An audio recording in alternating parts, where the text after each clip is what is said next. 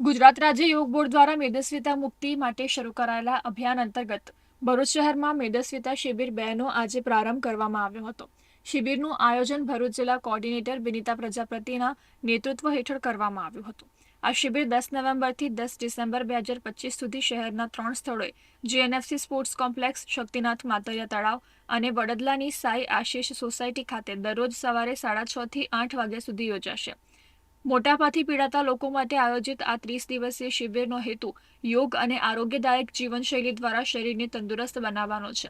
શિબિર દરમિયાન ભાગ લેનાર સાધકોના મેડિકલ રિપોર્ટ પણ કરવામાં આવશે અને નિષ્ણાત ડોક્ટર તેમજ તજજ્ઞો દ્વારા મોટાપા નિવારણ અંગે માર્ગદર્શન અપાશે. શિબિરના ઉદ્ઘાટન પ્રસંગે જિલ્લા ભાજપ પ્રમુખ પ્રકાશ મોદી, જિલ્લા પંચાયત જાડેશ્વર સભ્ય શૈલાબેન પટેલ, યોગ બોર્ડના ભાવિની ઠાકર સહિતના શહેરના ઉચ્ચ અધિકારીઓ ઉપસ્થિત રહ્યા હતા. તેમજ યોગ સાધકોએ મોટી સંખ્યામાં ઉત્સાહપૂર્વક ભાગ લઈ શિબિરને ઉર્જાસભર શરૂઆત આપી હતી. મોટી સંખ્યામાં આ મેદસ્વીતા મુક્ત ગુજરાતના કાર્યક્રમમાં સૌ સહભાગી થયા છે, સૌ સાધકો જોડાયા છે અને આ કેમ્પ સતત 1 મહિનો ચાલશે.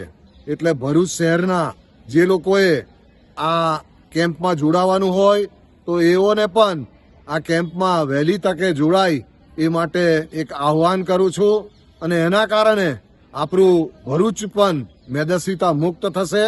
આપણા દેશના આદરણીય વડાપ્રધાન શ્રી નરેન્દ્રભાઈ મોદી કે જેઓએ પણ કહ્યું છે કે આપણા શરીરમાંથી મેદસ્વીતા મુક્ત કરવી હશે તો આપણા રોજિંદા વ્યવહારમાં 10% તેલ ઓછું કરવાનું છે અને આપણા રોજિંદા ખોરાકમાં પણ આપણે ધ્યાન રાખી અને ચરબી મુક્ત ખોરાક આપણે લેવાનો રહે કે જેના કારણે આપણે મેદસ્વીતા મુક્ત ગુજરાત અને મેદસ્વીતા મુક્ત ભારત એ આપણે એમાં સફળ થઈ શકીએ.